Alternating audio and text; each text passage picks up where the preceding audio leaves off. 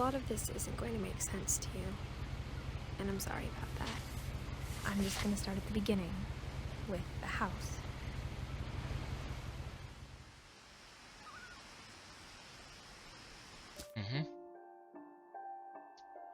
Egentligen ställa in.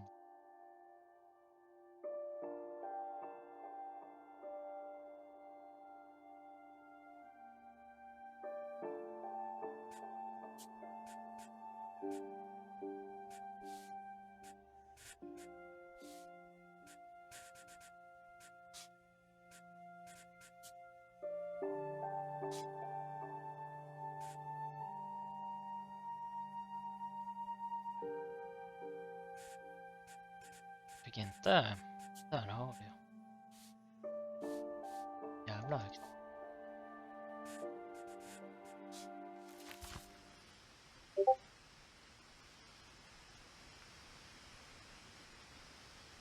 Ser det ut då?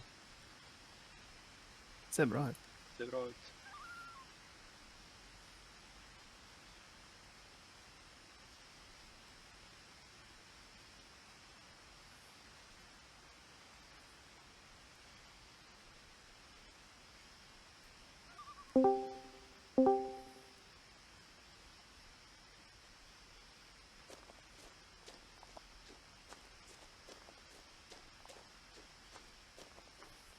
Harry Potter house. I lived here until I was 11, but I wasn't allowed inside half the rooms.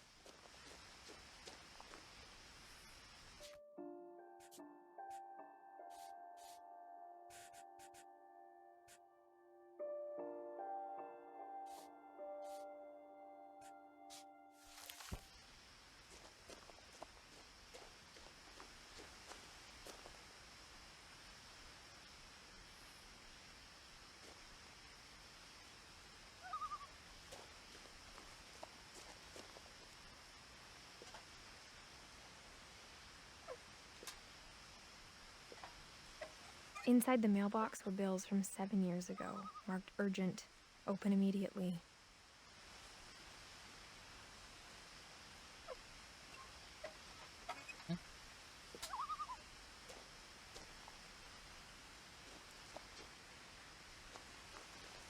I hadn't been back since my brother Lewis's funeral.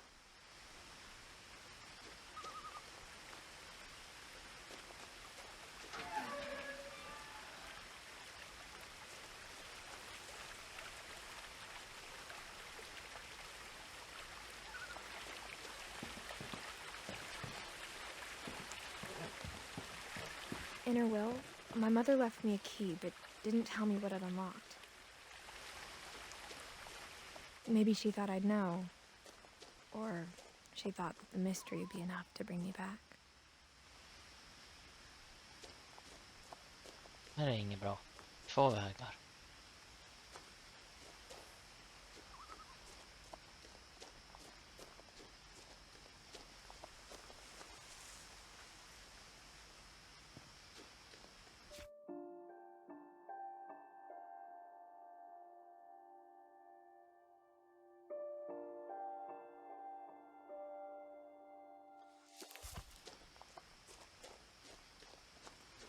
är mest fram.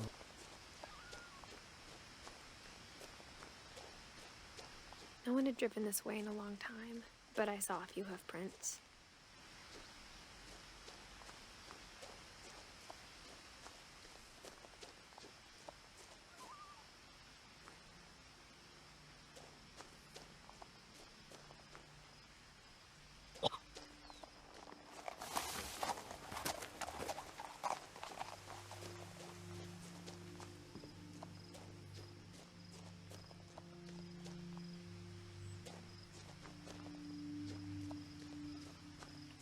The truth is, even after I inherited the house, I never thought I'd come back to it. But now I had questions about my family that only the house knew the answers to.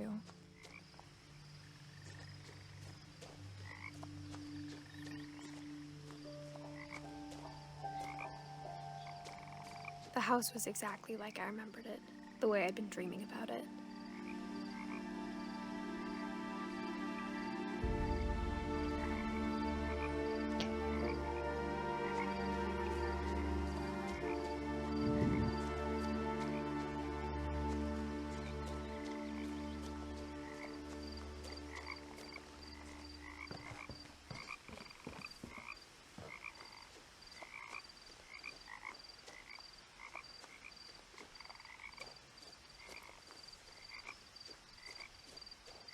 As a child, the house made me uncomfortable in a way I couldn't put into words.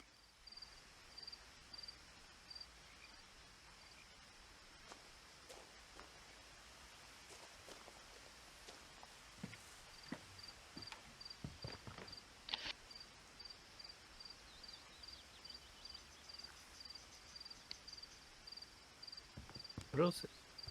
Tackar. I asked Edie once about the dragon in the pond. She said it had killed her husband.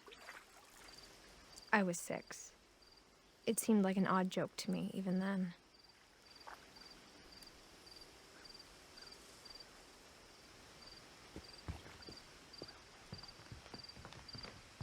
Now, as a 17-year-old, I knew exactly what those words were. I was afraid of the house. Håller på att spara lite print screens.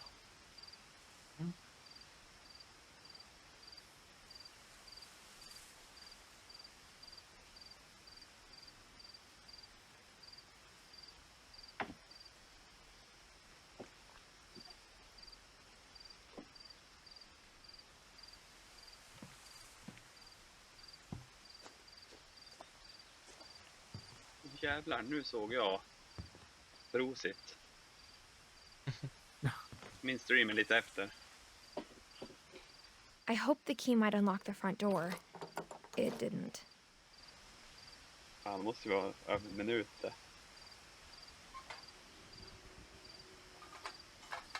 Looking in, I felt like the house itself had been waiting for me.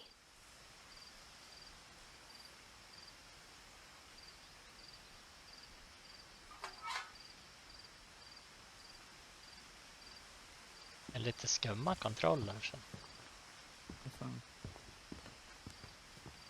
Det är nice.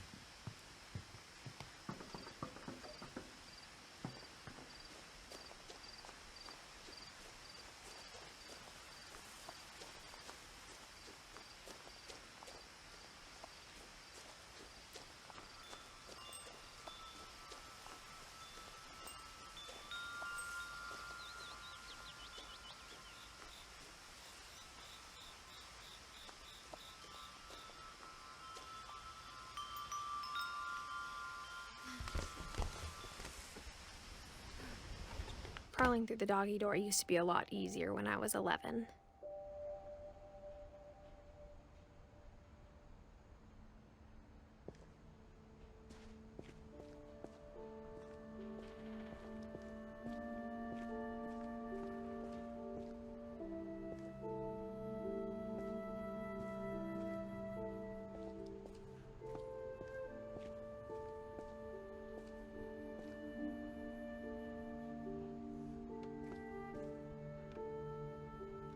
The power had been turned off the night we left.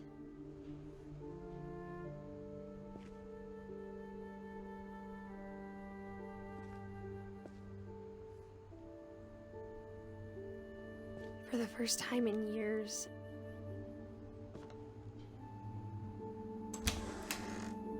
I felt like I was home.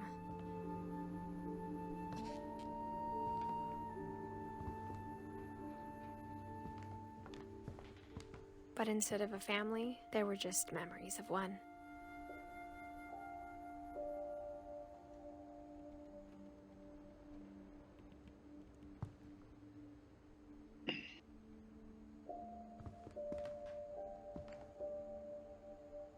Like how after Lewis started working at the cannery, we all got sick of eating salmon. Except our cat, Molly.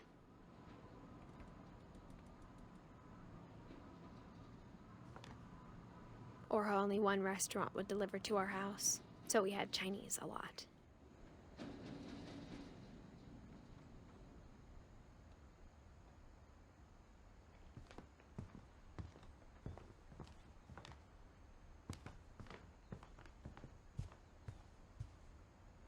The table was still a wreck from the night we left. It was like a bomb had gone off, killing everyone but sparing the furniture.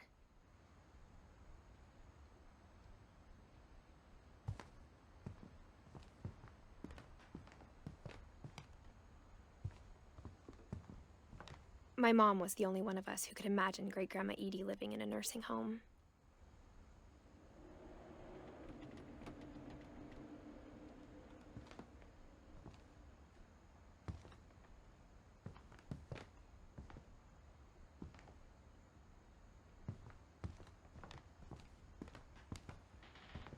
Nothing in the house looked abnormal. There was just too much of it, like a smile with too many teeth.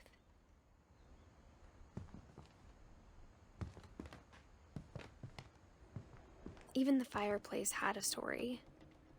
Edie told me the bricks came from the original house, after it sank.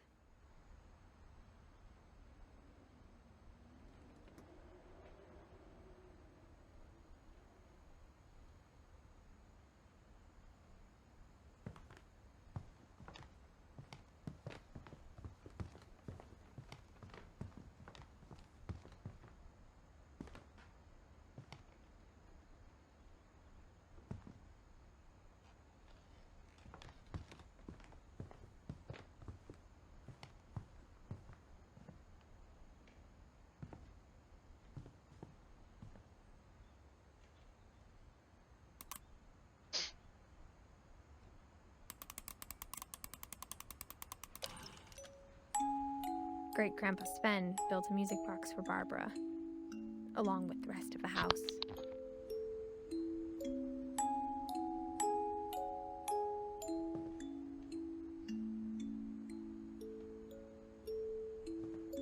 Mom always told me to stay out of the basement, so I wasn't too surprised when the key didn't fit.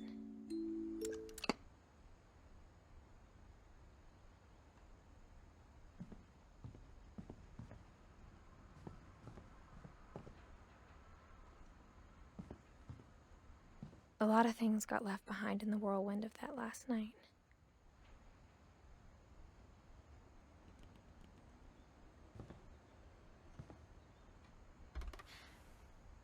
Edie told me once that every Finch who ever lived is buried somewhere in the library.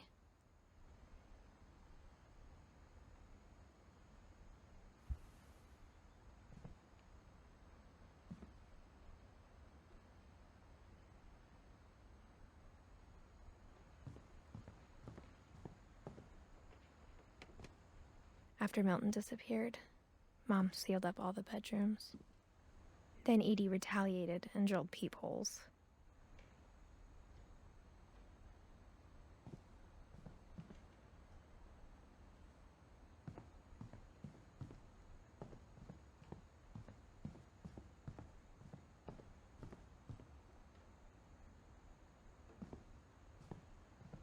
Edie's father, Odin, built the original house.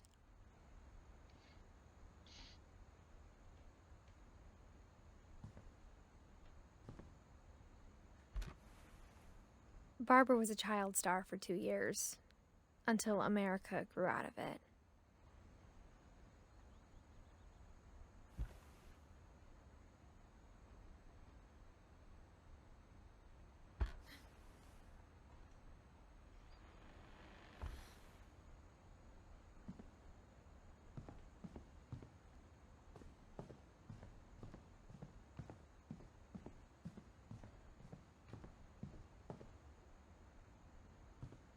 I spent a lot of time playing in Great Uncle Walter's room. I think my mom sometimes regretted not sealing it up.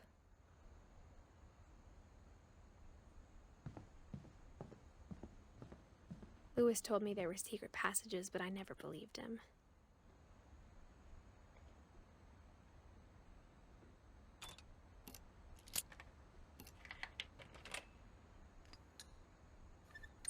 Turns out, my mom was really good at keeping secrets.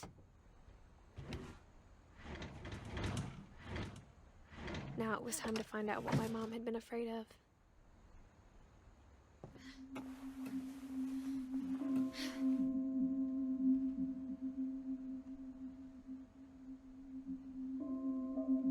From the paintings on the wall, it was clear my brother Milton had been here before me.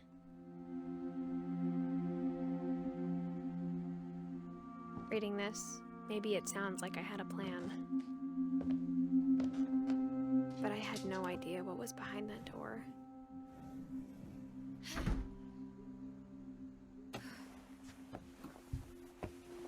Just like I had no idea where all this was gonna lead.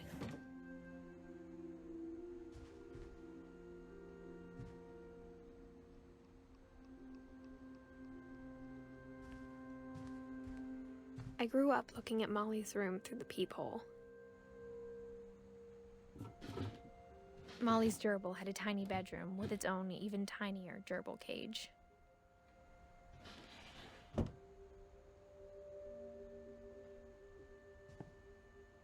Being inside for the first time, I felt like I'd stepped behind a painting.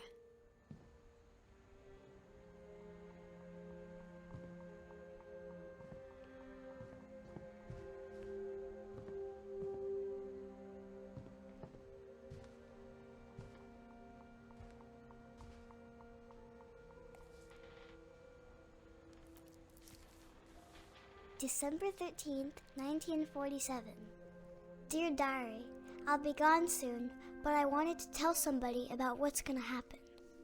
It started when Mom sent me to bed without dinner. I woke up and I was starving, so I looked around for something to eat.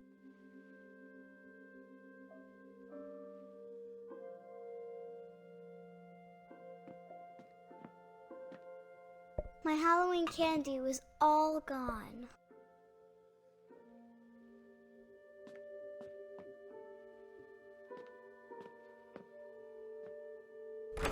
Mom, can I come out now? Sweetheart, it's late. Go to sleep.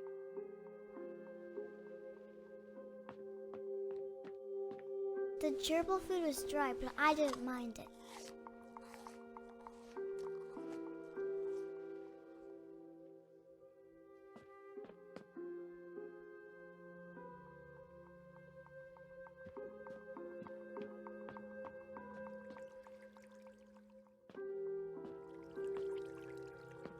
I thought about eating Christopher, but I held back.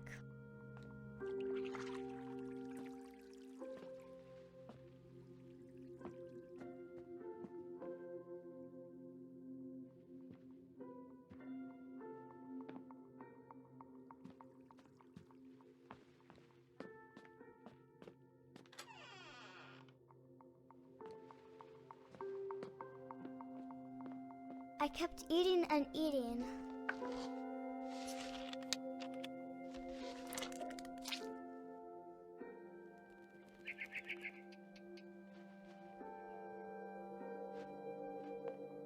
I ate a lot of things that night.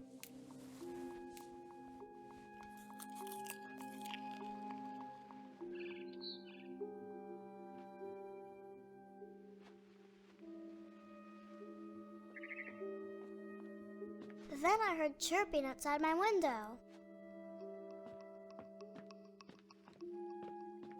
It was a barn swallow going back to her nest. I reached out for her.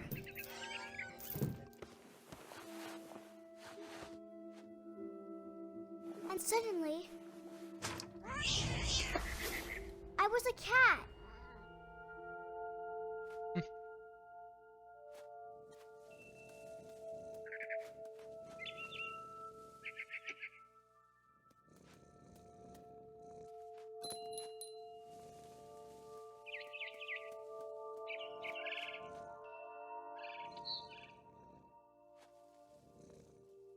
I tried to be quiet, but the bird was really scared.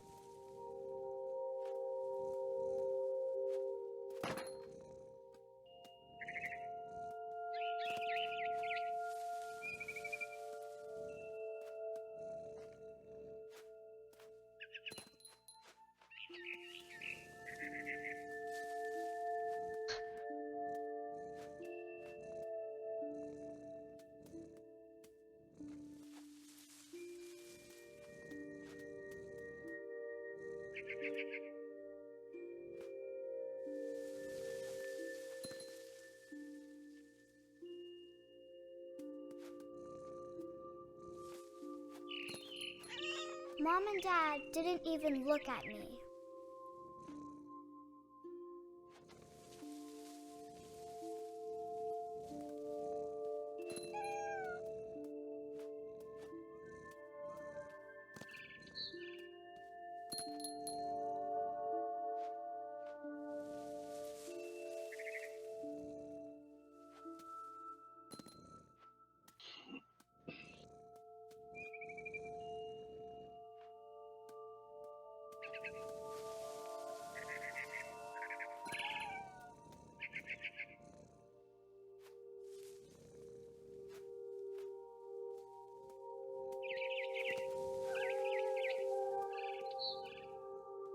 I jumped and I almost got her.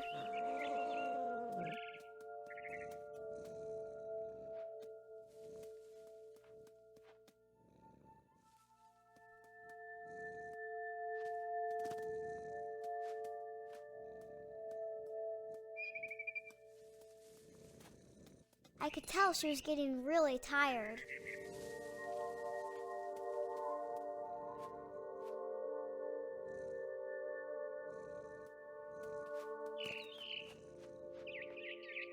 Now I was up in the big tree. I promised Dad I wouldn't climb it anymore. All I cared about was eating that mama bird.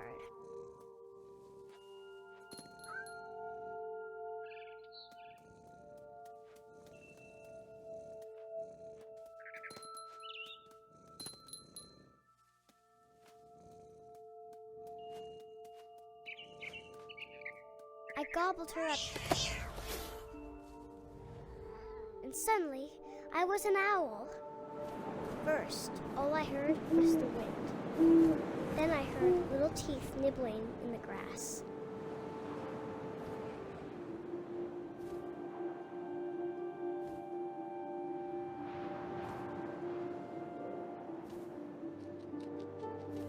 Rabbits.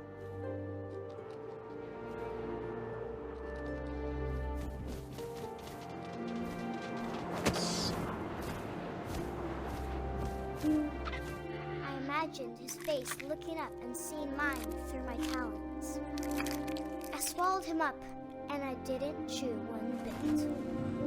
Then I flew off to find something bigger.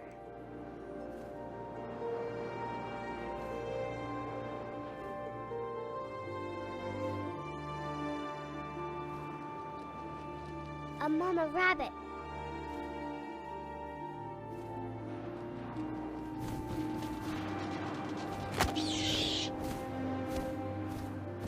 She was almost too big to carry. I started choking, but I couldn't stop eating. And suddenly, I was a shark.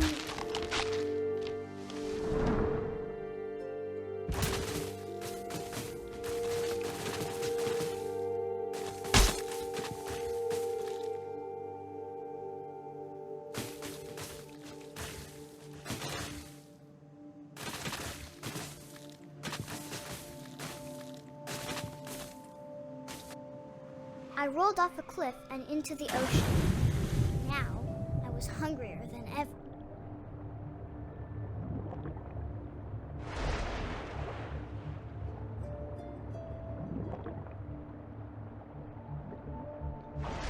I wanted fat, juicy seals. I tore off her flipper, and it tasted really good.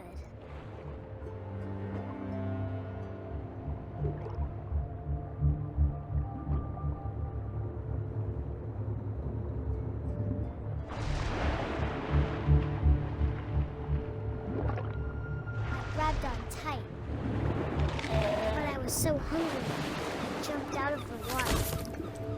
When I opened my eyes, everything had changed.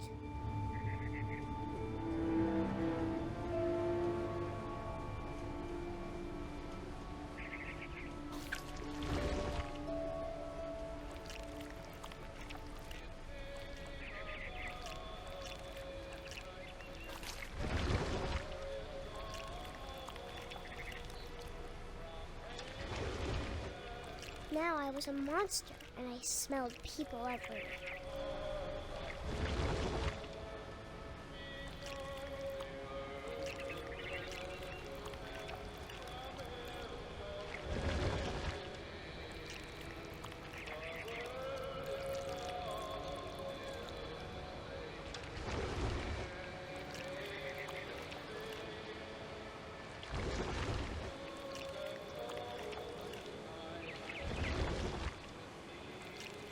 I was big, but I moved real quiet.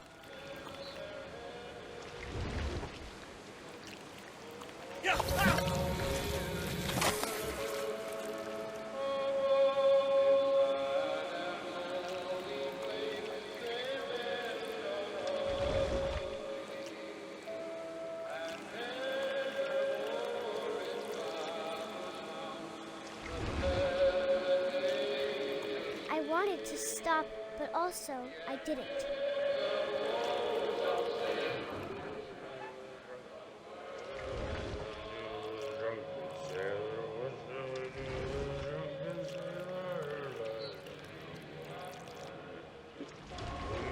Belly with a rusty razor, his belly with a rusty razor, his belly with a rusty razor.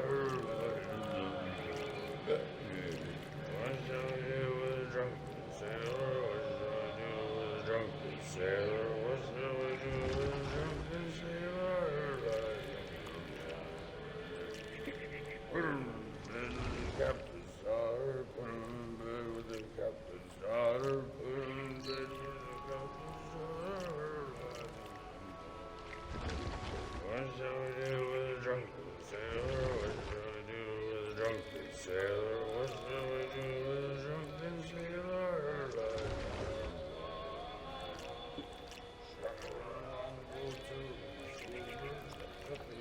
After the last passenger, I was still hungry. And across the water, I smelled something new. Something I had to have, so I swam towards it.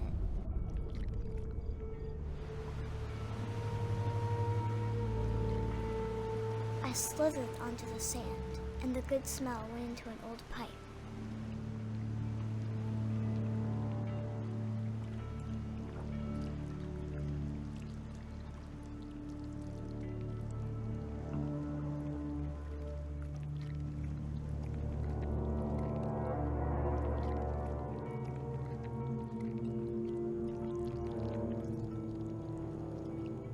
I got closer and closer.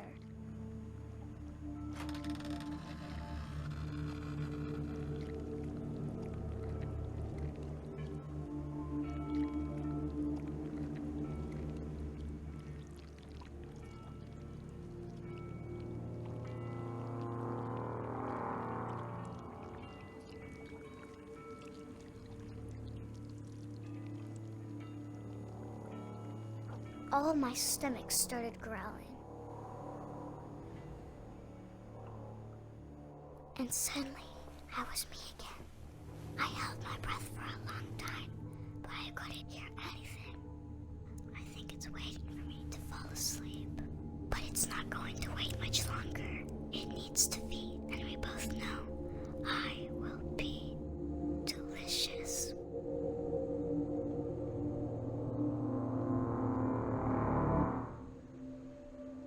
That's creepy.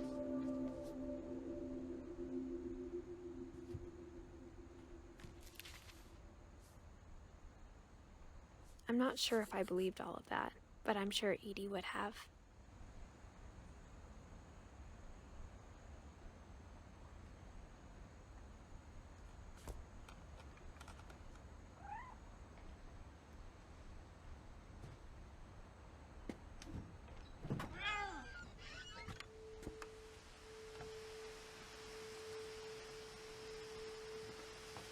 This will be obvious later, but my mom never told me any of these stories.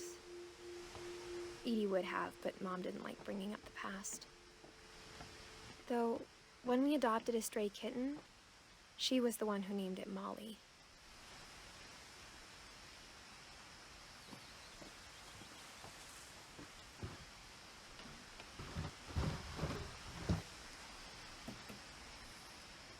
I spent a lot of time in Great-Grandma Edie's room.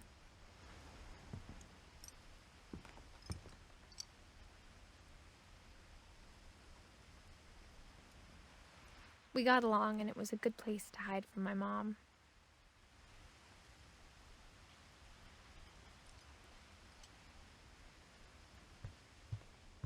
Her room was like a museum.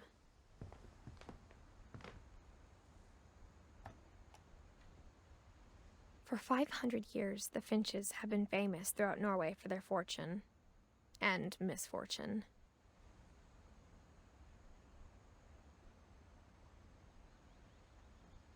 Odin Finch buries the latest victims of the family curse, his wife Ingeborg and their newborn son, Johan.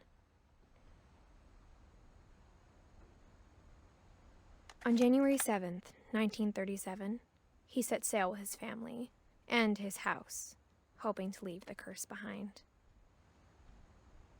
But 40-foot waves off the coast of Washington send the house and Odin to the bottom of the sea. Odin's daughter Edie, with husband Sven and baby Molly, step ashore on their new home, Orcas Island. Odin Finch is the first to be buried in the new family cemetery. His daughter Edie is already dreaming of a new Finch house.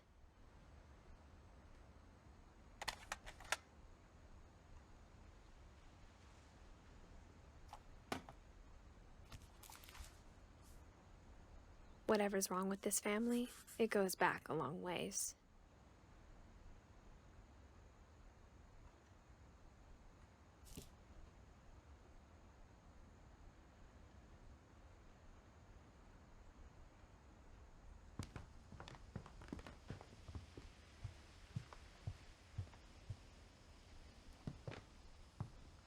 When Edie told people Sven was killed by a dragon, she could also have said he was building a dragon-shaped slide that collapsed.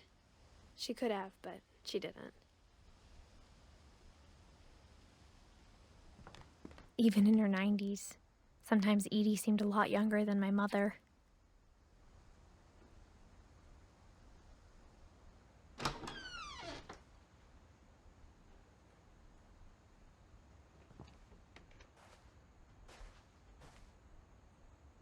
The only trace Grandpa Sam's first wife Kay left on the house was the pink bathroom. It was a pretty big trace.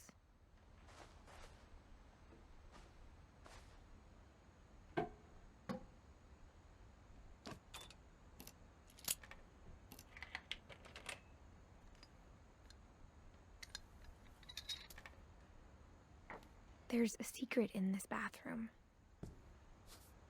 It's in the last place you would look. It isn't in the cupboard. It's hidden in this book.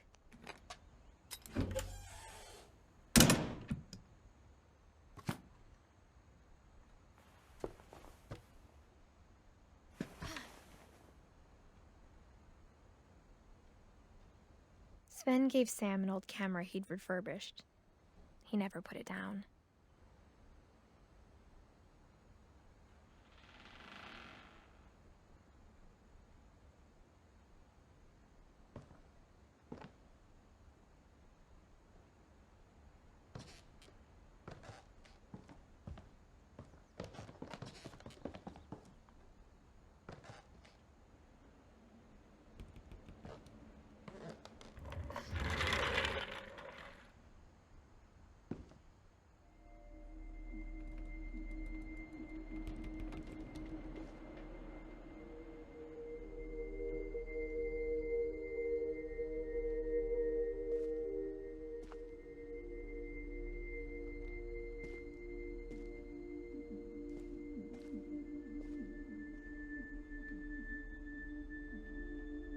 I knew Grandpa Sam had a twin.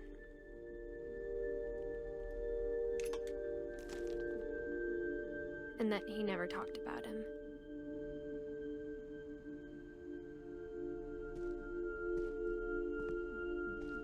I guess my grandpa didn't like history any more than my mom did.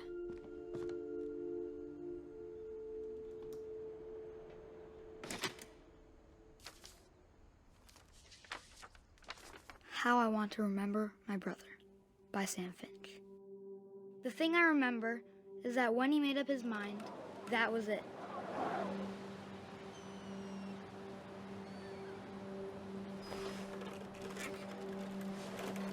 My brother said he'd die before he ate another mushroom, and he did. At Barbara's funeral, we swore we'd never be afraid again, and he wasn't. I think Calvin always wanted to fly. Sam! Calvin! Dinner's ready! Coming! But that day, he finally made up his mind to do it. I told him going around was impossible. Maybe if I hadn't said that,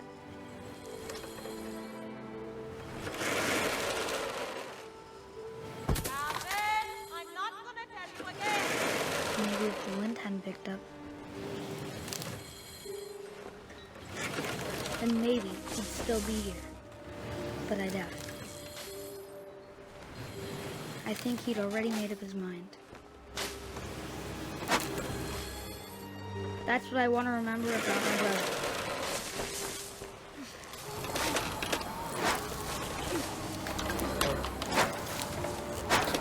The day he made up his mind to fly. And he did.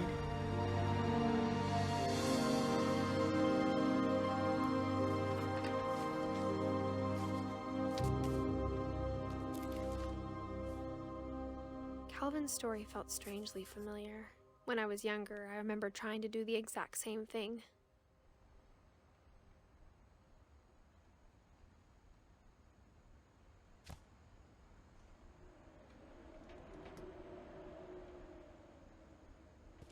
After the funeral, Edie roped off Calvin's half of the room.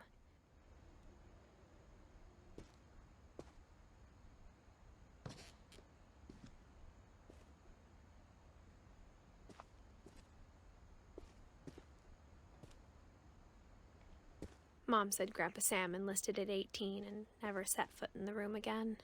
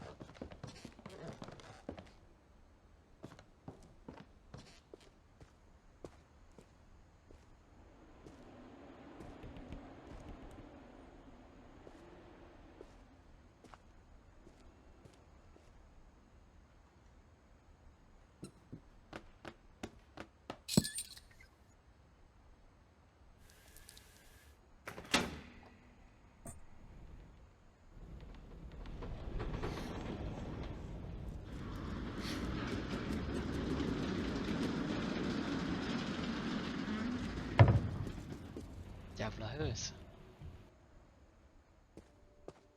Ja, sånt skulle du haft. The passages were a pretty tight fit. They'd obviously been built for smaller hands and bellies.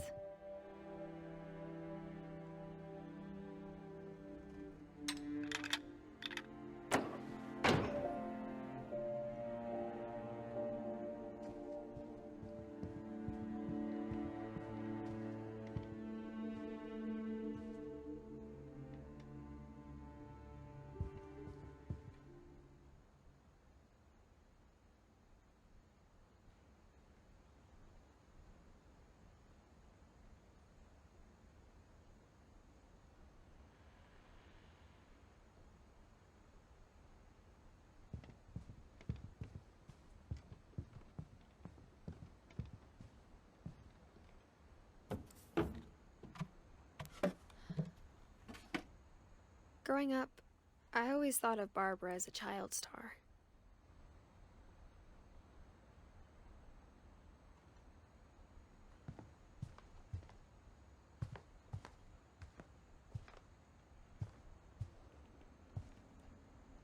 I never thought about how hard it must have been for her afterwards.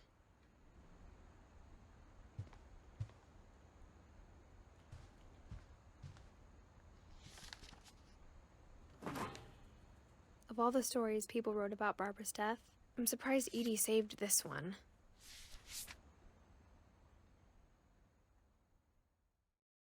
Old Jack here with another ghastly tale inspired by America's most unfortunate family.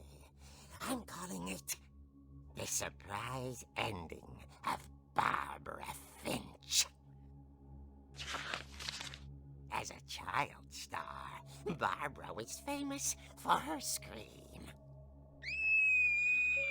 Now at 16, she was all washed up. A has-been. But in a lucky break, she'd been asked to perform her signature scream at a local convention for monster movie fans. It was just the boost her career needed. Unfortunately, her scream hadn't aged well. Getting better. I think you just need the right motivation. Her biggest fan and current boyfriend, Rick, was about to demonstrate when... Now that was a great scream. It was Barbara's father, Sven. He'd slipped into a table saw and had to be rushed to the emergency room. So Barbara got stuck babysitting her youngest brother, Walter. Her convention comeback was cancelled. Okay, I'm hearing frustration, but I'm not hearing terror. What if I tried... A gang of hoodlums in Halloween masks have been terrorizing Orcas Island tonight. Police are urging residents to... That came from the basement. You're right! Also, I loved your delivery on that. Why is your basement door locked? Because my dad likes making puzzles and secret passages. There's a key hidden in the music box. The secret is to keep winding and winding until finally the key pops out. Thanks, babe. I'll be back in a sec. 20 minutes later, Rick hadn't returned. So Barbara went to look for him, right on cue. She reached for the music box. And as she wound the key, she listened for Rick, but the house was silent.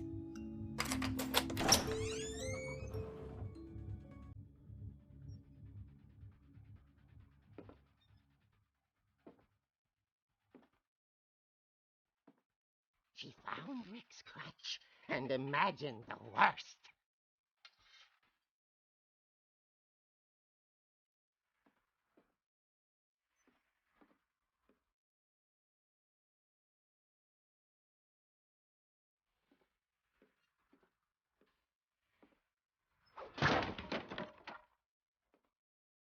The gang's leader is the infamous Hookman killer, Dr. Carl Hamill, who impaled and then ate his family 10 years ago tonight.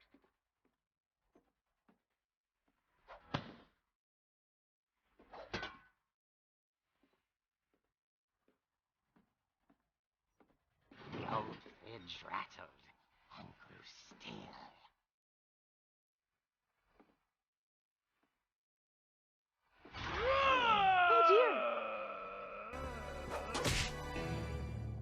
Oh! Rick? Barb, relax. I was just trying to scare you to help you find your scream. Well, I'm not scared, Rick. I'm furious. Then act furious. All I'm getting from you now is that you're hurt and confused and you're... She threw him out, but she kept a little something to remember him by. Barb, have you seen my other crutch? And she was still holding it when she fell asleep watching the late picture show. Hours later... Barbara! Walter, what's going on up there? Ah! Okay, I'm coming up, but if this is a trick, you're dead, Walter.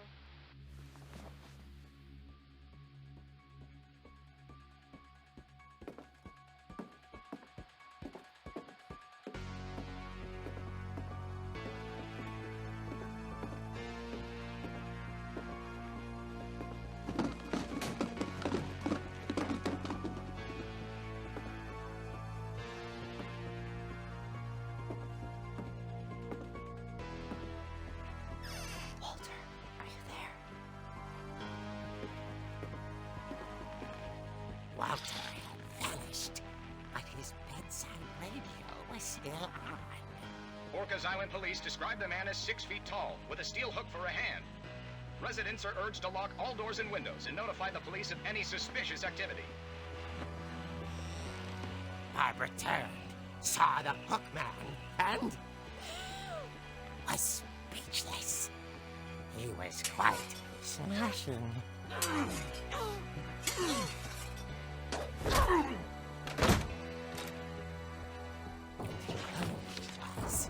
He couldn't get enough of Barbara.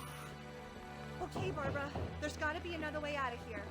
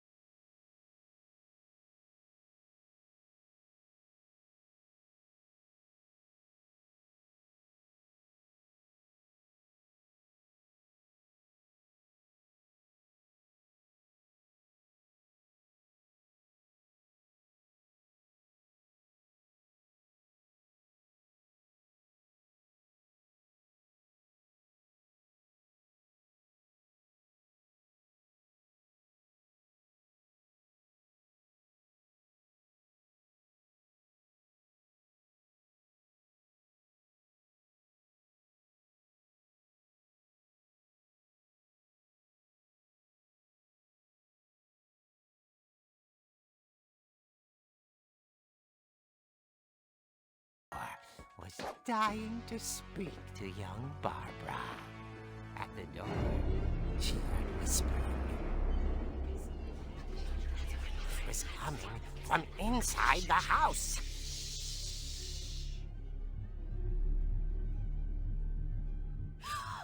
Oh dear.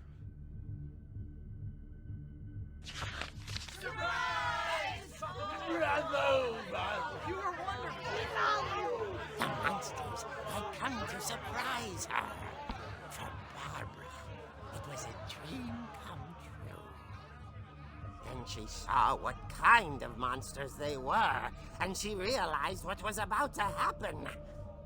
She was going to be famous.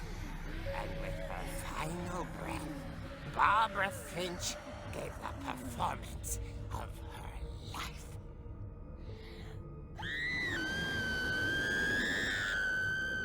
I wasn't there myself, but I hear Barbara was magnificent. Poor girl. She had a taste for stardom. But unfortunately, so did her fans. Of course, the police blamed it all on poor Rick, who disappeared the same night. And little Walter, hiding under his bed the whole time. He took it all pretty hard, but that's another story. As for Barbara, tucked inside the music box was all they ever found of her. Her ear. Now that's what I call a real eerie tale.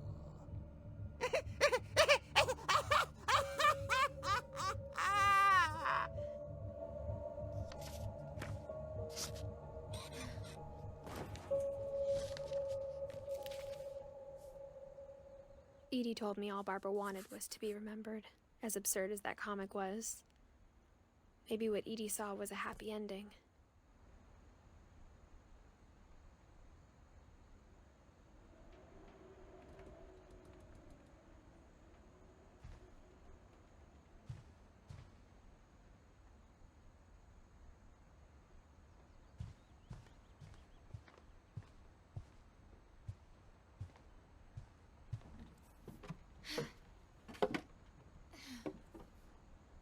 I I guess now I know why Mom didn't like me playing with the music box.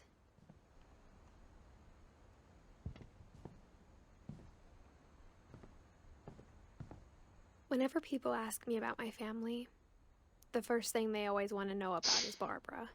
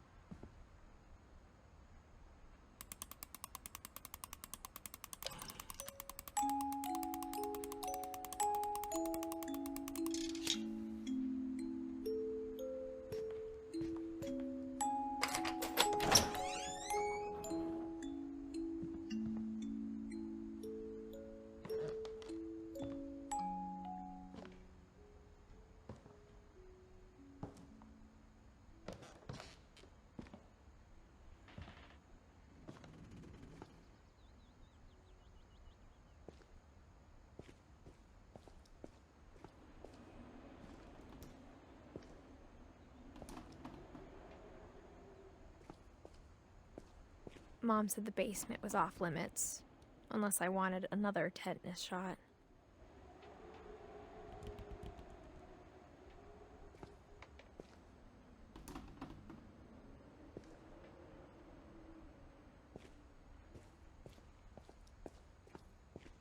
I saw Edie sneak down to the basement once, carrying packages.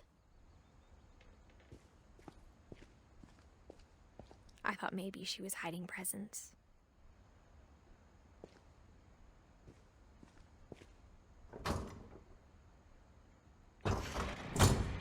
It turned out she was hiding a lot more than that.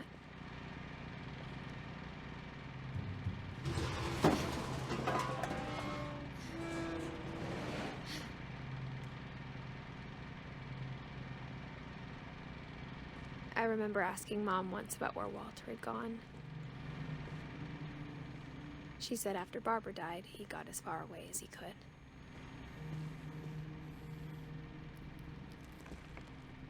If there's a pattern in all these stories, I think it's that none of us has gotten very far.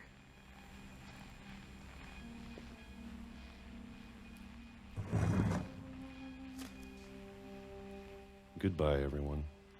I can't believe I've been down here for 30 years. On that first day, after the shaking started, I didn't think I'd survive a week.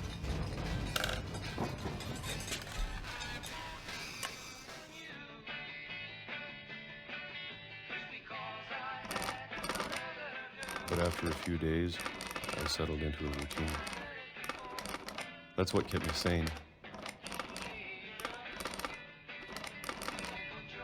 Having a schedule, living for today. I always expected to be dead tomorrow. But if you wait long enough, you get used to anything.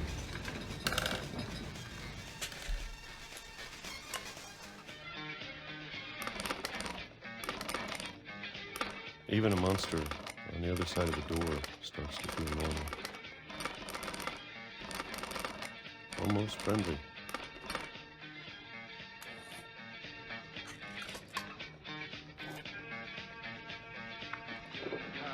And then one day, everything just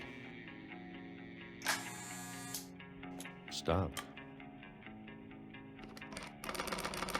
Whatever that thing was, it was gone. Maybe it got tired of waiting. Or maybe I just got tired of being afraid.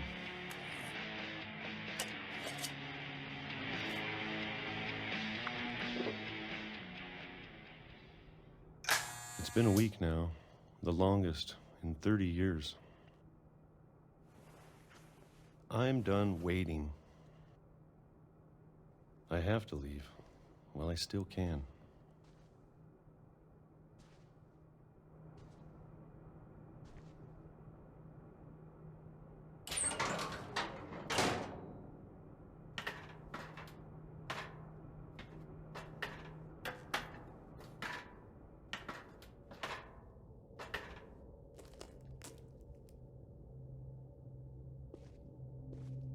I know it's out there, somewhere.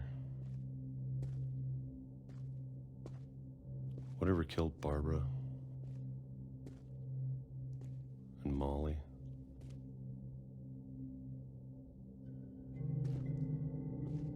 And Calvin.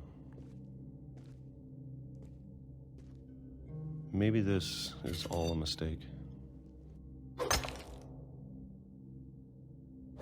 But I need to stop living the same day, even if it kills me.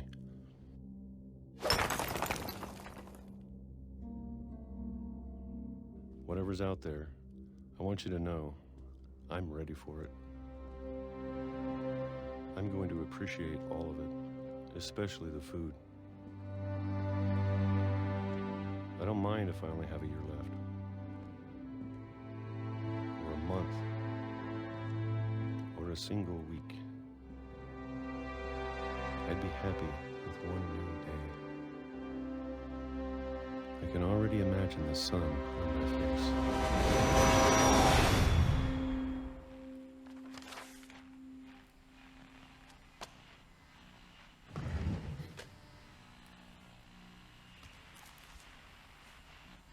Walter died when I was 6.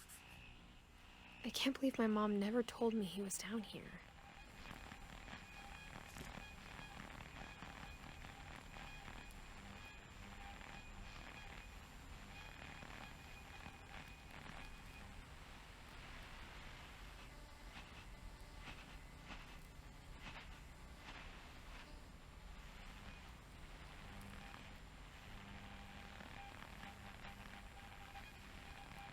I'm sure my mom was trying to protect me.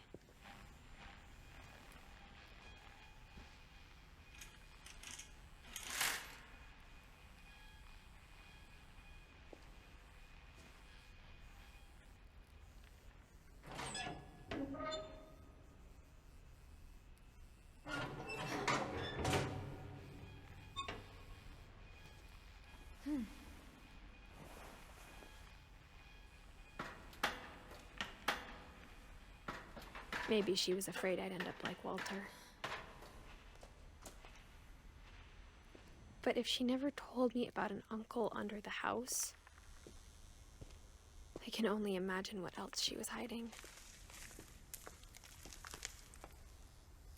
I don't want to make the same mistakes she made.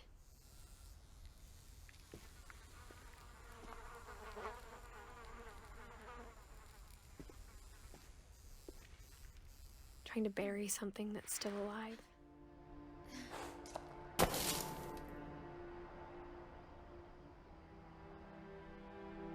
Now that there's only one of us left, or maybe 2, I thought it was time I heard the stories for myself and found out what happened to everyone else. But now I'm worried the stories themselves might be the problem. Maybe we believed so much in a family curse, we made it real.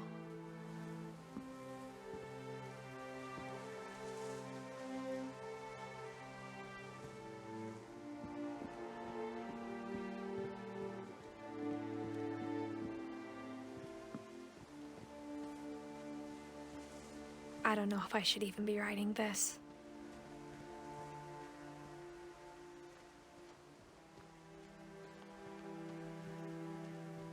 Maybe it'd be better if all this just died with me.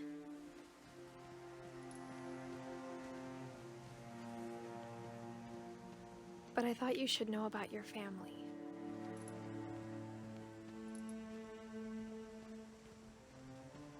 And the history you're a part of.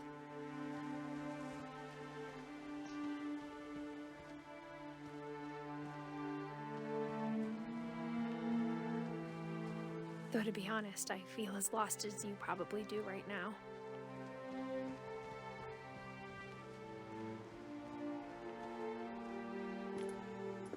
I think the people in these stories believed them, for what that's worth.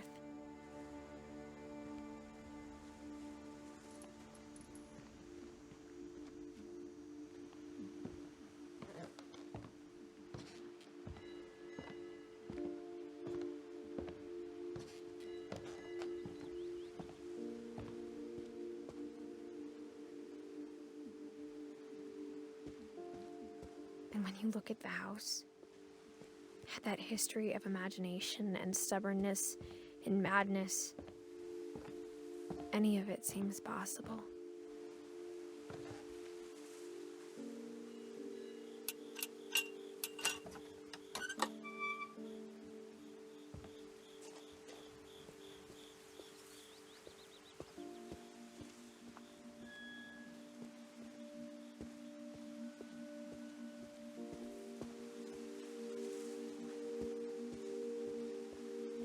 I think we've been surrounded by death for so long, we've just gotten used to it.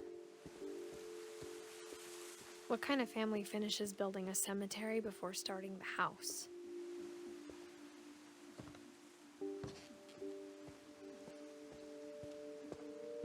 It's embarrassing for me to admit this, but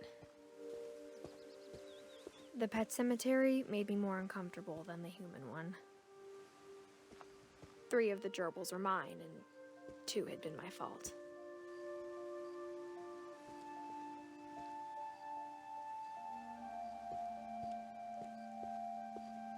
Sven built the house, but it was Edie who designed the cemetery.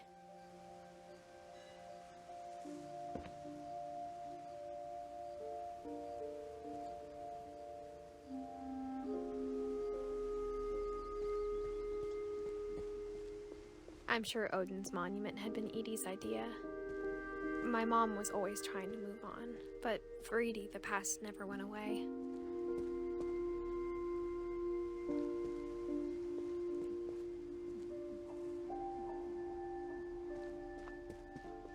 She could see it poking out of the water at low tide.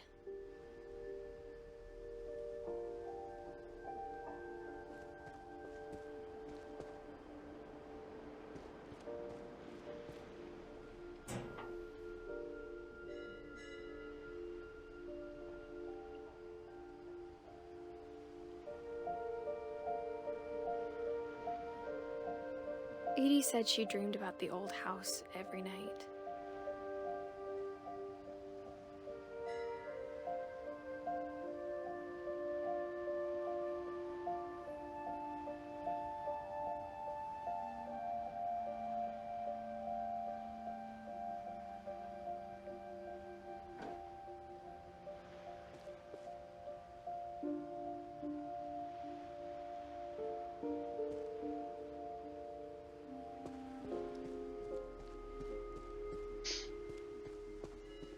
Edie's side was always easier for me to understand.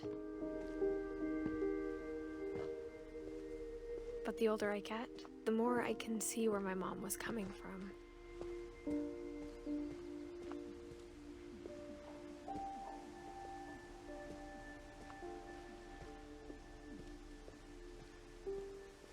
There's so many things I wish I could ask my mom now. Part of me thinks this is what she wanted all along. For me to come back someday and find everything out for myself.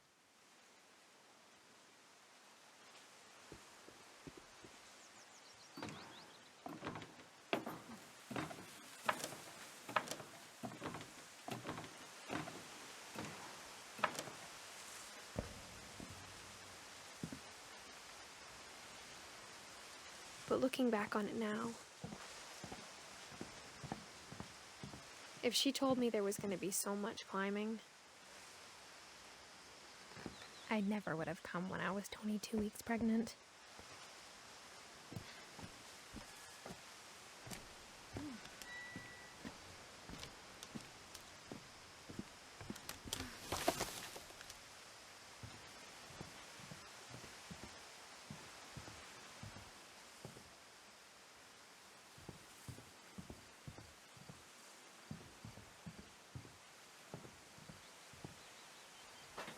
I never met Grandpa Sam, but I think he and my mom had a lot in common.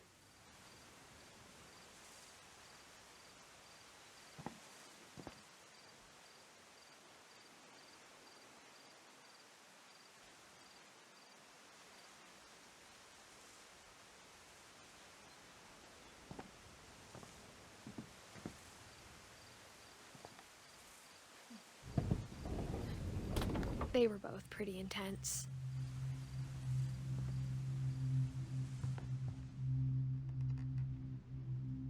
Sam spent his life shooting photos, but Mom said he got nervous being in front of the camera. I guess we're all afraid of something.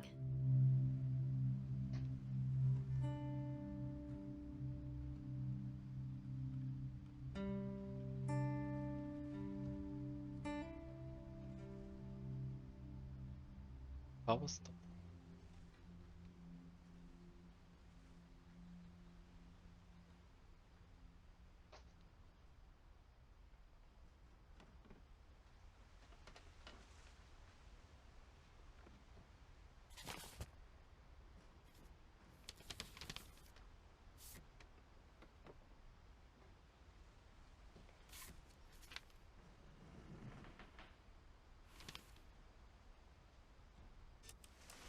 Dawn, I promise, you'll never forget this weekend. Yes, sir. These memories are gonna last a lifetime. Hmm? Am I gonna have to shoot anything? It's a hunting trip, Dawn. Shooting is strongly encouraged. What?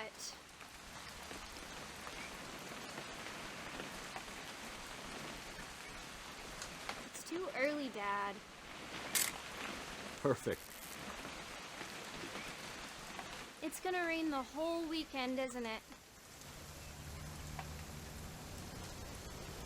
I will never forget this weekend, Dad. That's the spirit. Okay, got it. I'm gonna take some pictures, okay? Just be careful. That camera's older than you are.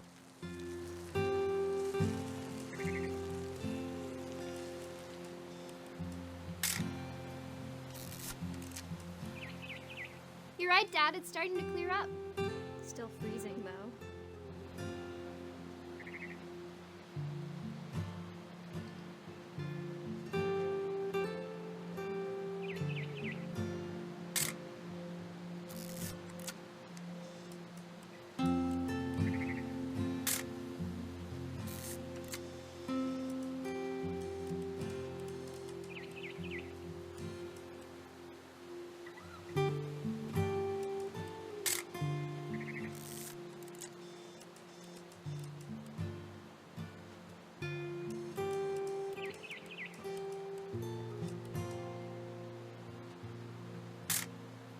Aw.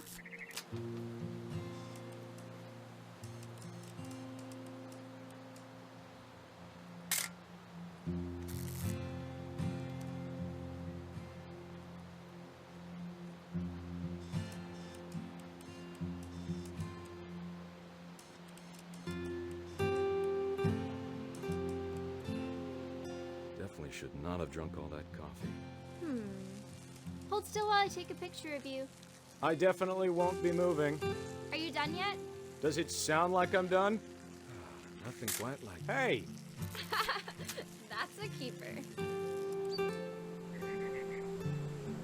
I'm just saying, I'm not always gonna be here, Dawn. You'll need to remember this stuff, if you want to survive. I'll be fine, Dad. You know who else thought he was gonna be fine? Some guy who died. Dawn, I'm being serious. I know, Dad. You're always serious. Doesn't being out here make you want to chill out? Well, to tell you the truth, I haven't been out here in 20 years.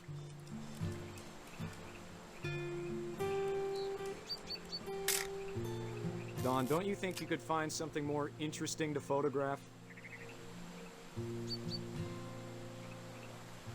Last time I was with my brother Calvin. Man, that was a great trip. Your grandpa Sven taught us how to fish, how to build a fire.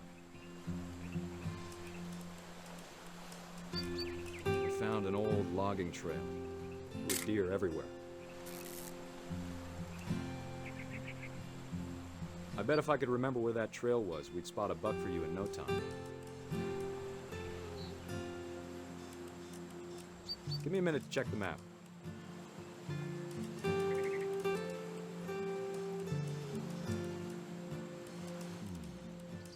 Dad! Good eyes, Dawn.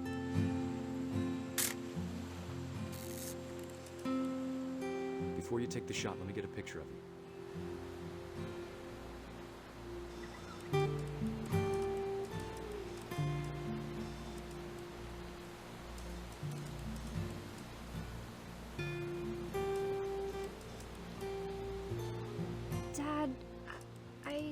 Just breathe.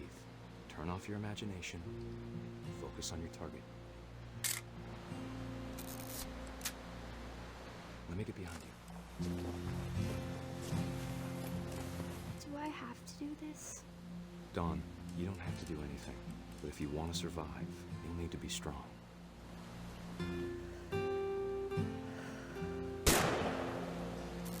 Great shot, Dawn!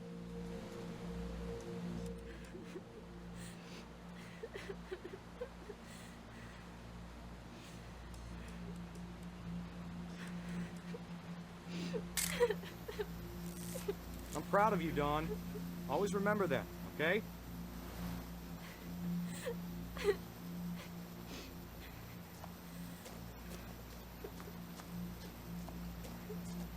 Sorry, Dawn. Just gotta reset the timer.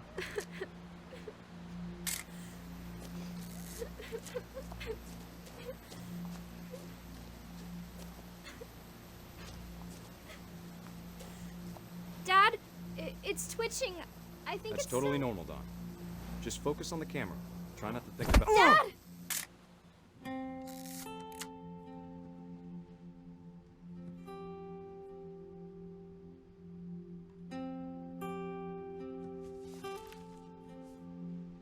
Of all these stories, that's the one I wish most that my mom had told me.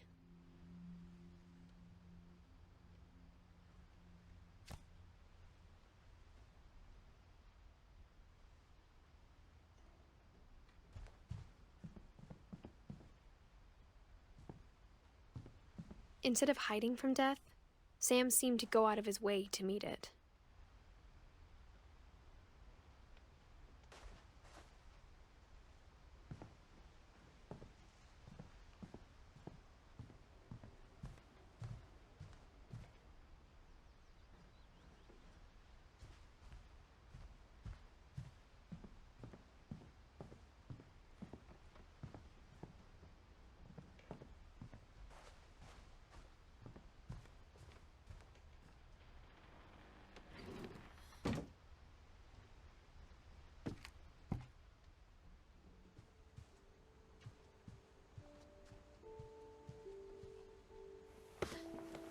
After Sam died, my mom and Edie got really close.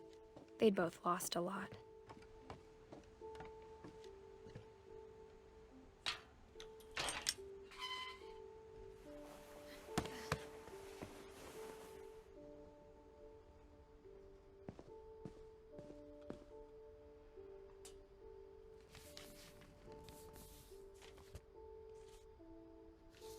Dear Kay, do you remember the way Gregory used to laugh when he thought he was alone?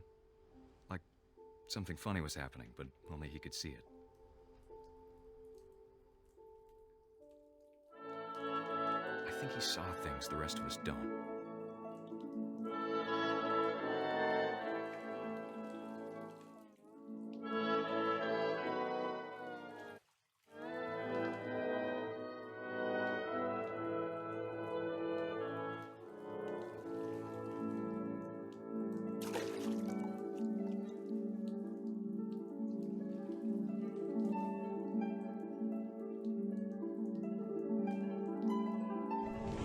Over, Gregory. It's time to... Hold on, sweetie. Hello? Sam, I told you I don't want to talk right now. I wonder what he saw.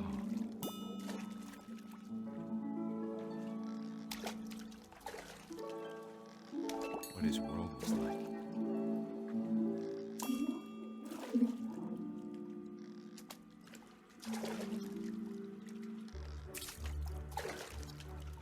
He reminded me so much of Calvin. Lost in his imagination. Whatever it was, he saw.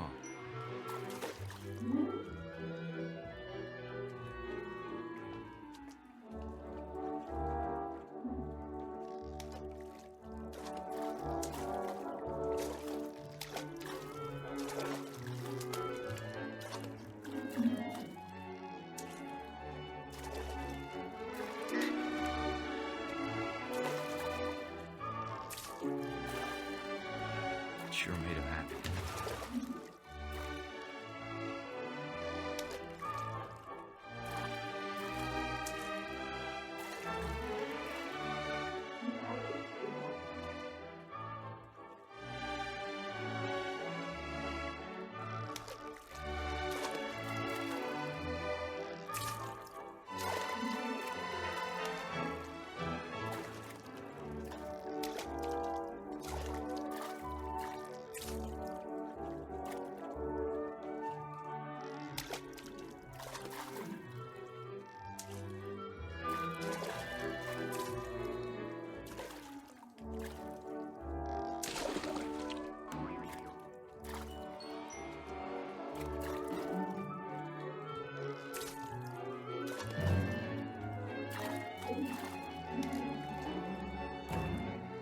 I know how silly it sounds.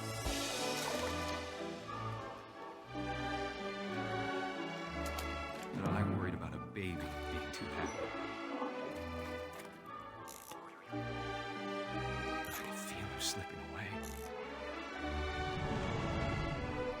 Sorry about that, Gregory. I know you did everything you could. Maybe if I hadn't called that night. Damn it. Hold on, I don't want Gregory to hear this. I wish he could have told us about the world he saw.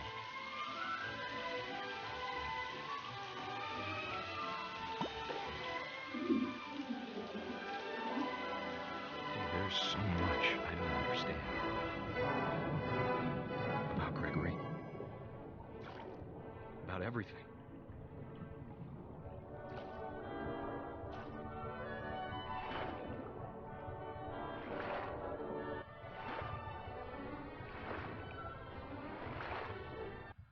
But I know what happened wasn't worth it.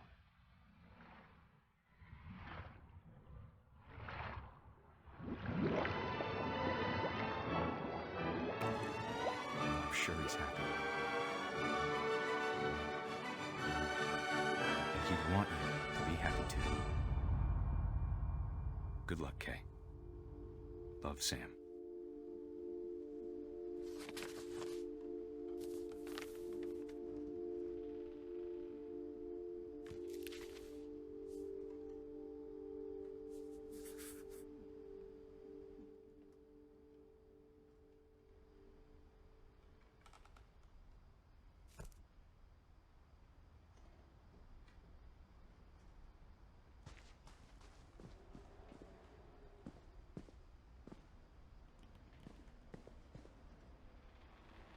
I can't imagine my mom ever writing poetry, and yet...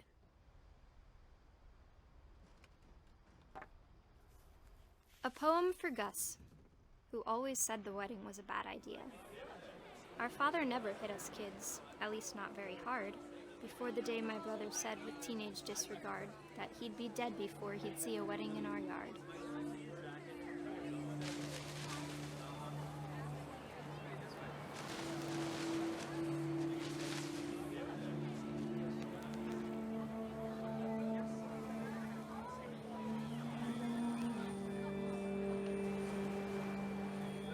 My father made him come, of course, but Gus stood far apart, just flew his kite and bottled up the storm inside his heart.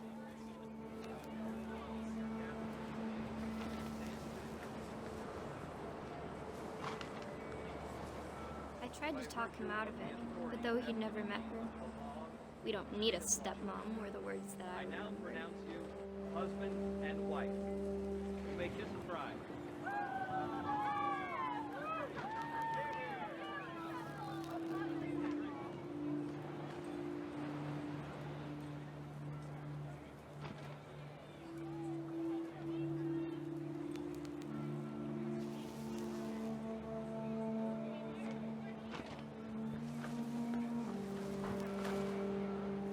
When the time for photos came, Dad ordered him to come here. But Gus declined, and as a sign held up his middle finger.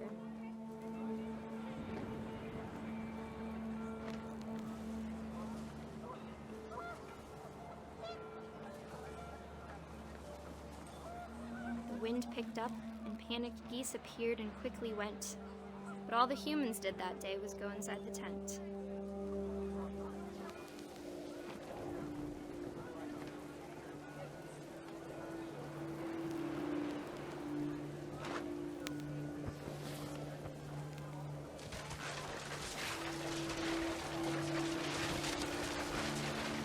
The rain came down in buckets then, but no one seemed afraid that nature might destroy the tent our dad had crudely made.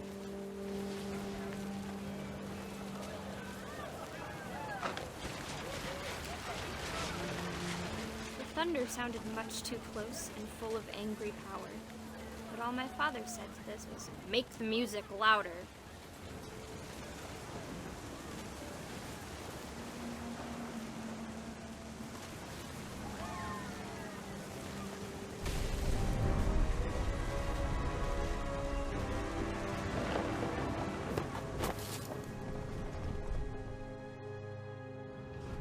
I wish that I could truly say I thought about you on that day. Out there on the beach alone, just you, the wind, the sea, and foam. But I didn't, until we found you.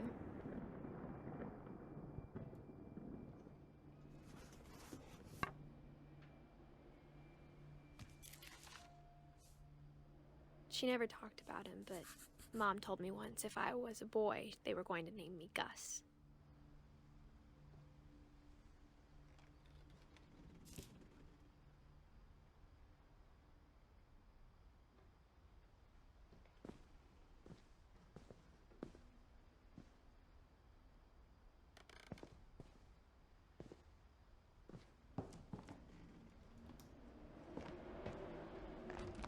My mom moved up to the loft after her brothers died. At the time, it was as far away as she could get.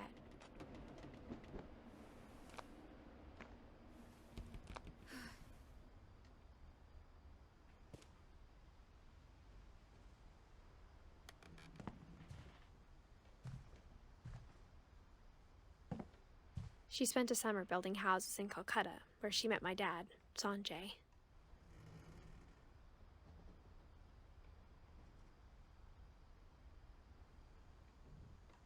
My mom moved to India a week after graduation and got a job teaching English. Louis was born a year later.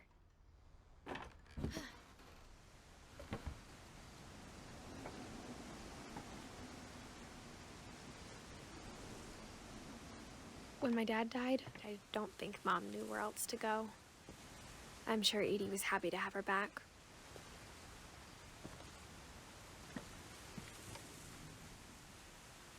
And to see kids in the house again.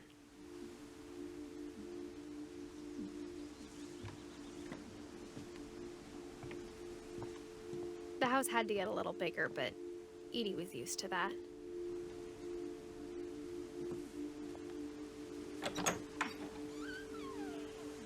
And for a while, things were good. Almost normal.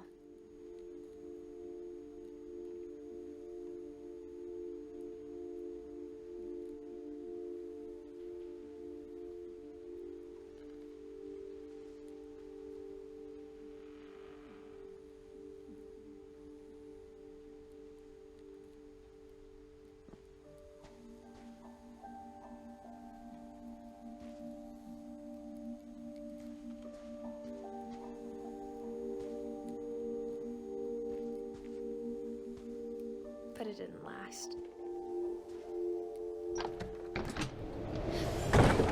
The beginning of the end was Milton's 10th birthday, when Edie gave him a castle.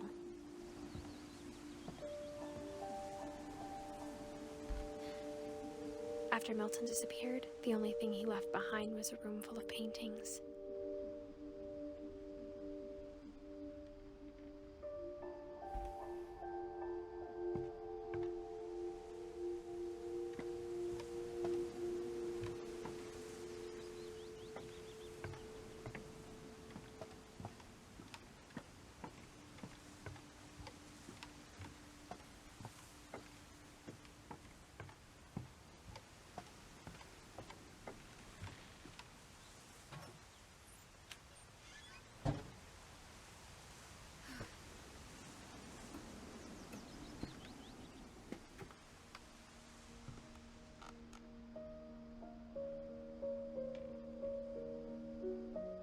I think Edie was happy to finally have another painter in the family.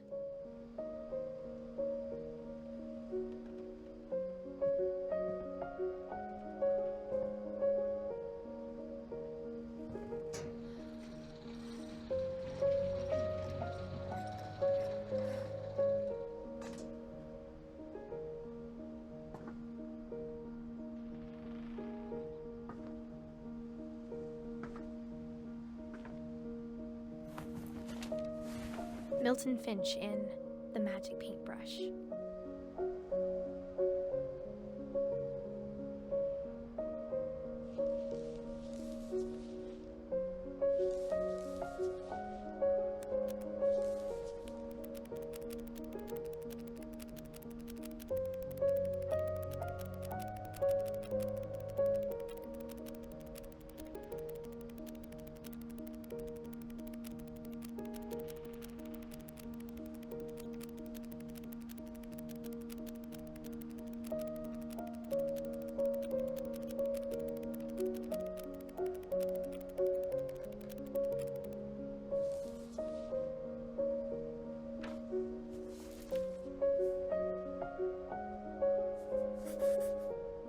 I was 4 when Milton disappeared.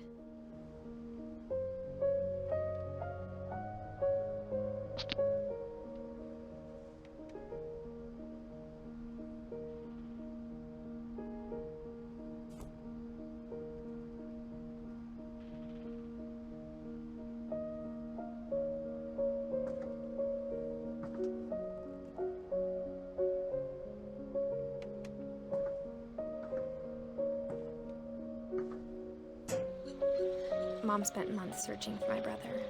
Then she sealed the doors.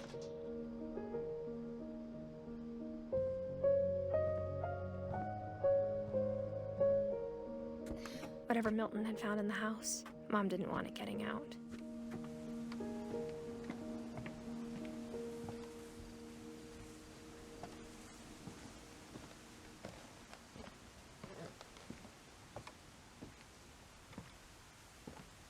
Mom definitely blamed Edie, but I think Louis blamed himself. After he graduated, he just spent more and more time in his room, until Mom got him a job at the cannery.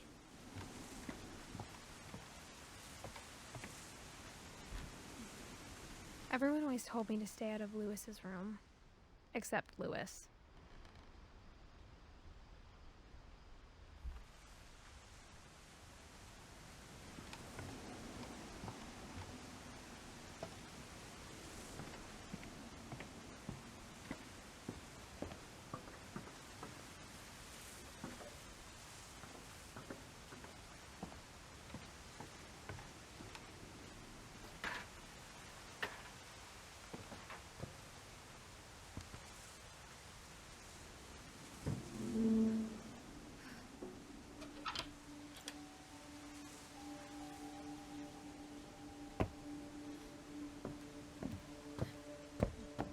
Louis's room smelled very, very familiar. That part of him lived on.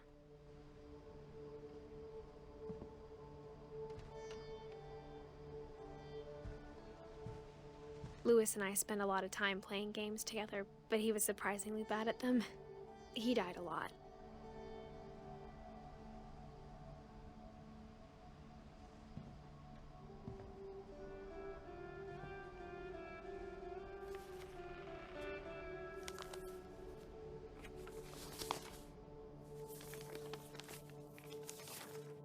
Dear Mrs. Finch, as Louis's psychiatrist, I can understand your desire for an explanation. As I see it, the trouble began in January, shortly after we convinced your son to seek treatment for substance abuse. Newly sober, I believe Louis first noticed the monotony of his daily life.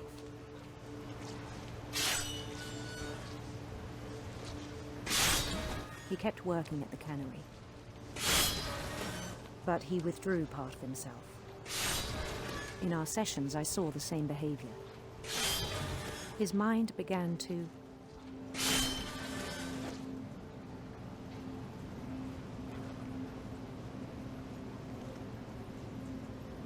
wander.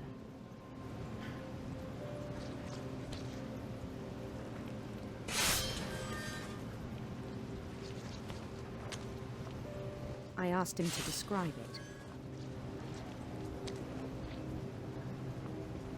He said he started small. Imagining a labyrinth.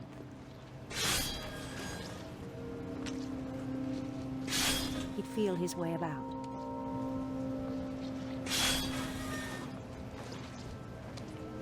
Then something moved.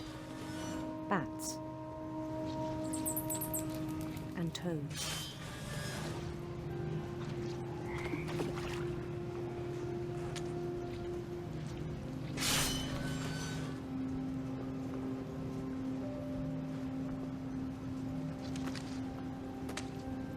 And things that have not names.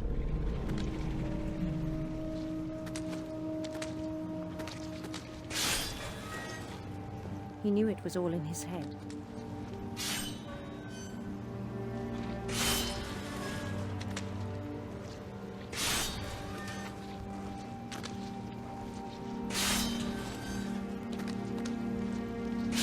But he took it very seriously. I had hoped he'd find himself.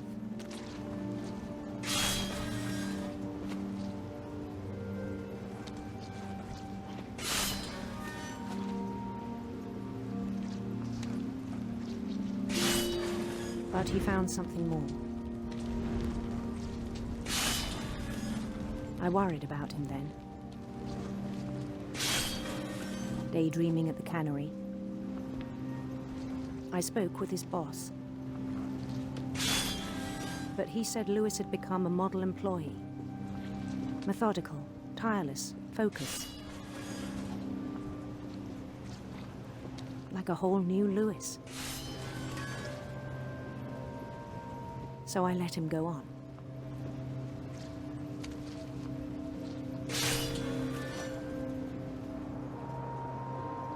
I even encouraged him. It seemed very promising at first. He told me he'd made a new friend.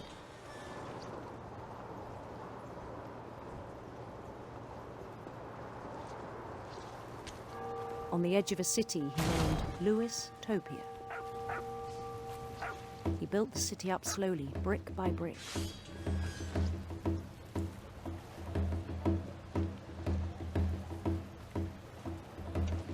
Then he made musicians.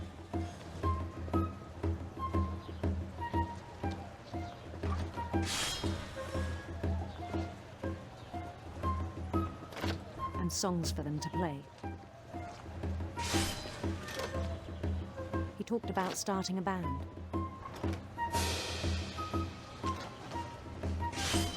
And he was always humming something.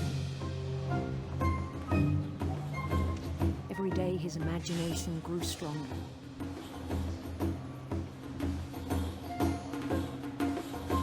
He no longer spoke at the cannery. But his chopping was as reliable as ever. Then one day it struck him. That all the cheering crowds, even the stones under his feet, were all in his imagination. So he could do whatever he wished.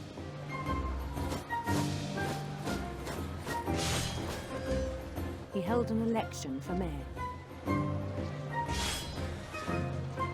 And he won. They begged him to stay, but his mind was already wandering. It became a game for him.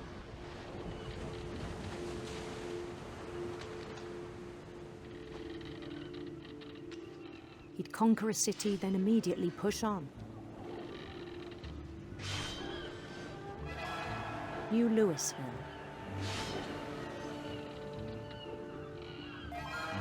St. Louis. He started drifting away from our reality.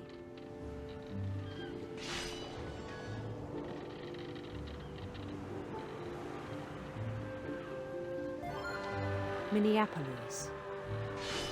Until one day he forgot to go home from the cannery.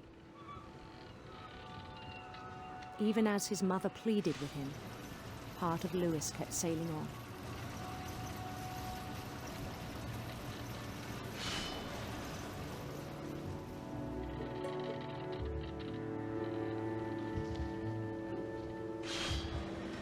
In Lewisburg, he heard rumors of a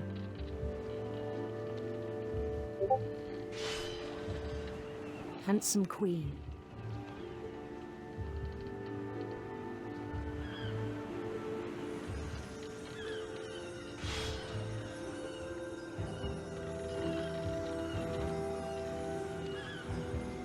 The queen was on her own quest for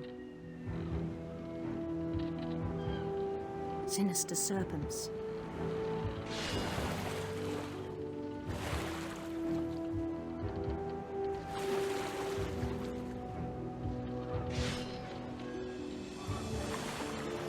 He followed the sound of her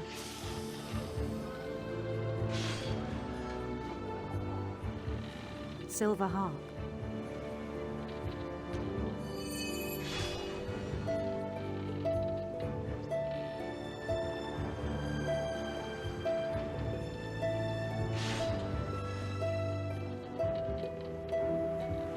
His chase led him to a golden palace east of the sun and west of the moon. Even then, his logic remained sound. He knew the world was all in his imagination.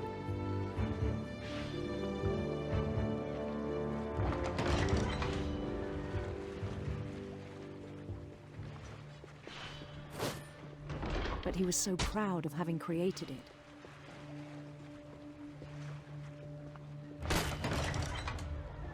In his own eyes, he'd become something greater than a king.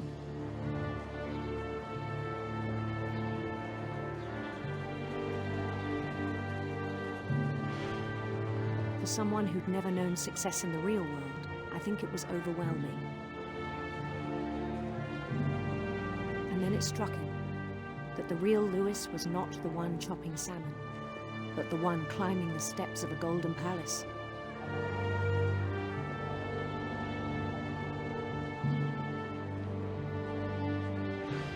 My imagination is as real as my body, he told me. It was hard to argue with him.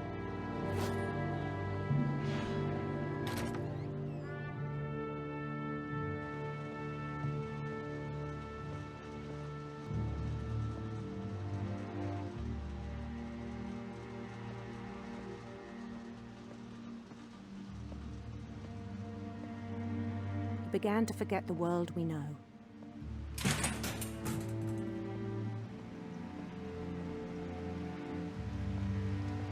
I think it pained him to remember Lewis, the cannery worker.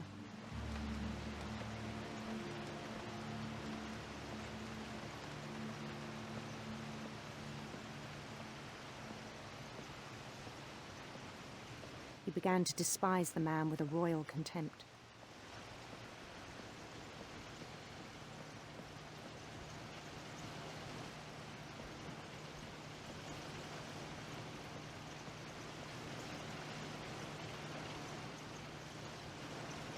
I still thought I could save him. Even after he said he was being crowned king over all the lands of wonder. The palace would be packed with his companions.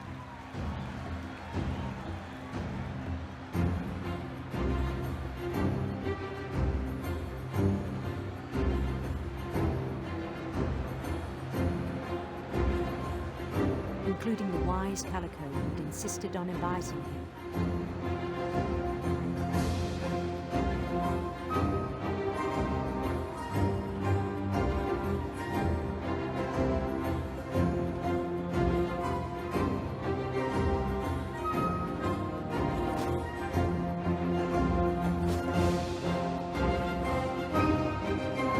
His queen waited, holding his crown.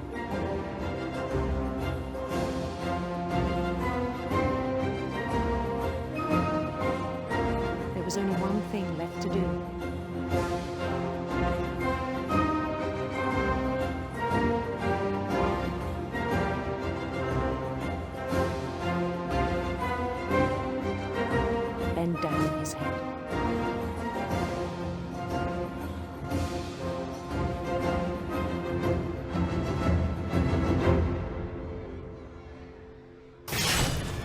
the rest I think you know. Mrs. Finch, your son was a kind man who will be missed by all of us who knew him.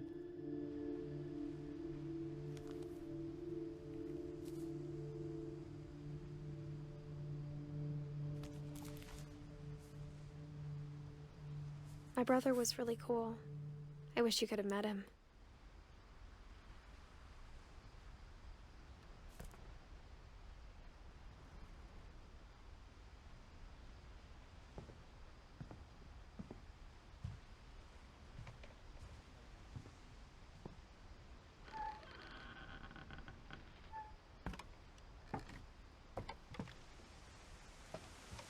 On the way back from Lewis's funeral, my mom told me to start packing. She waited until the day before we left to tell Edie. I'm not sure if she wanted to make it easier or harder.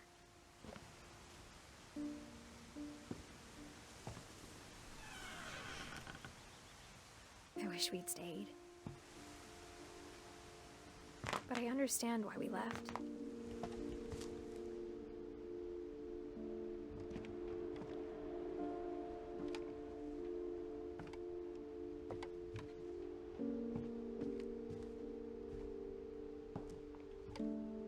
My mom ended up leaving everything behind.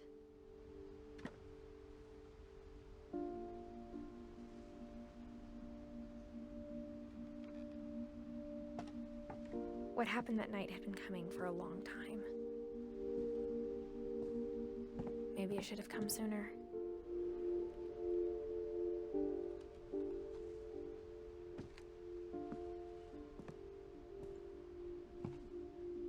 But it had to end one way or another. All that's left now is to tell you about that last night.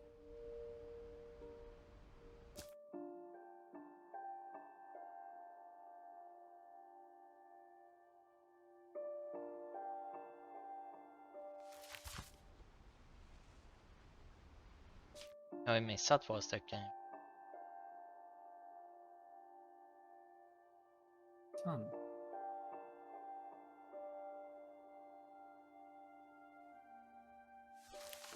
Men den där längst ner, det är...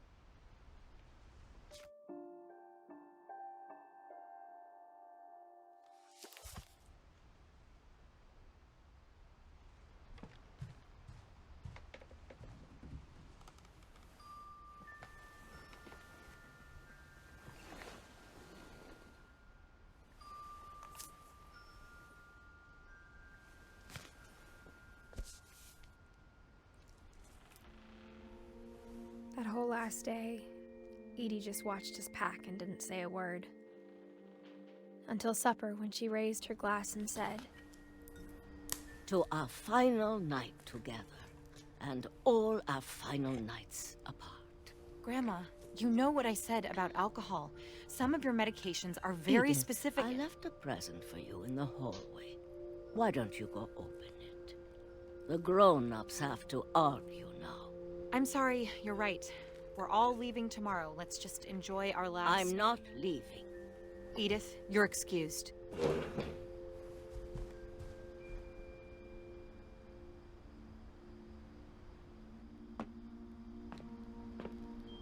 The power had been shut off that morning, but Edie always had plenty of candles. When my mom sealed the library, I don't think she knew about the other entrance. Or that Edie had a key to it.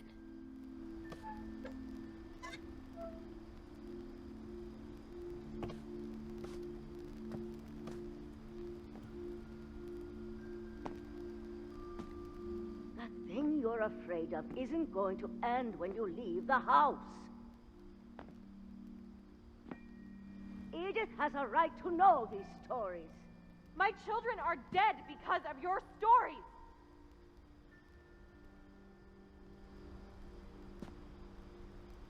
I think it's best if Edith and I leave tonight.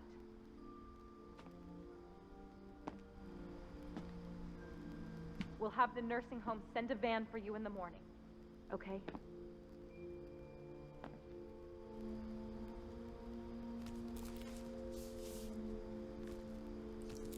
Dear Edith, there's so many stories I wish I could tell you, but there's only time for one. This is about what happened on the night you were born.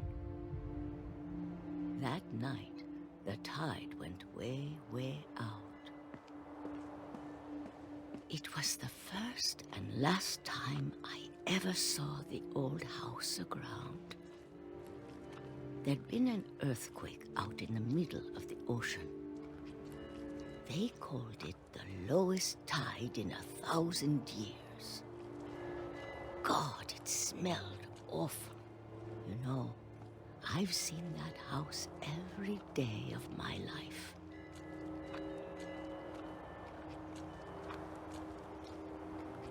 But I never thought I'd go back to it. When the fog rolled in, I lost my way.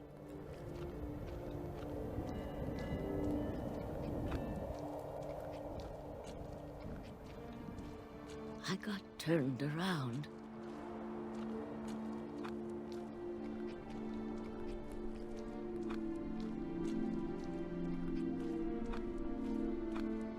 For a while, I wandered.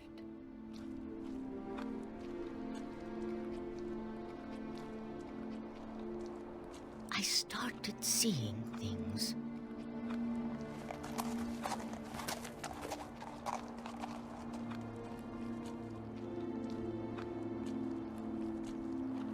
Things I'd forgotten had ever existed.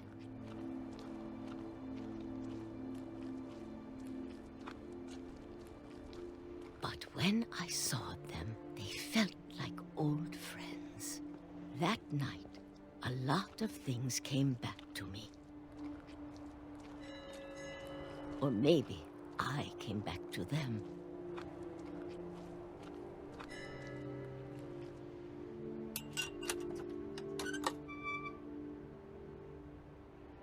Things I can't explain, but that I need you to try and... Edith, what are you doing in here? It's mine. Edith! Mom, you're gonna rip it! Let go! I kicked and screamed, but Mom dragged me to the car. I never saw Great-Grandma Edie again. The next morning, the van came to pick her up, but she was already gone. After that, we moved around a lot.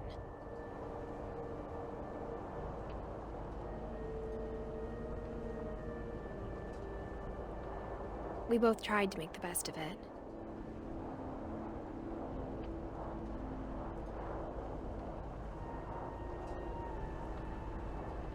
A few years went by.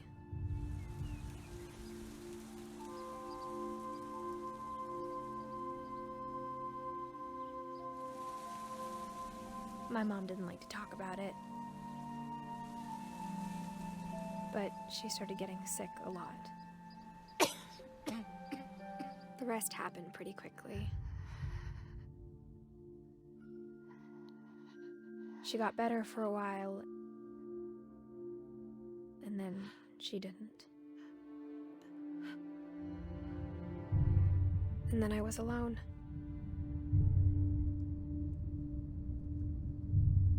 The last Finch left alive.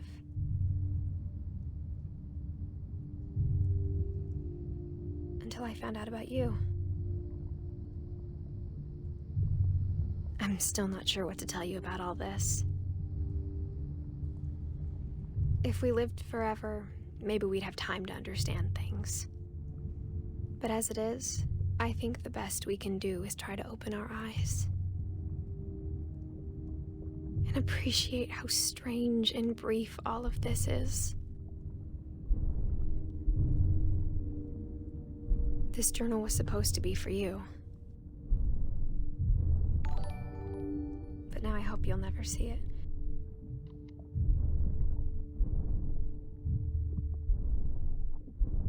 I just for the want to follow meet you.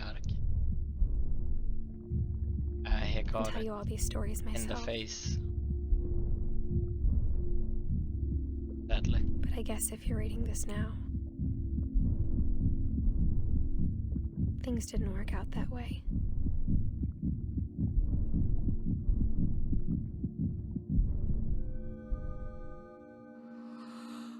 This is where your story begins.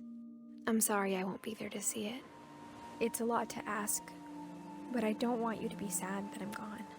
I want you to be amazed that any of us ever had a chance to be here at all. Good luck.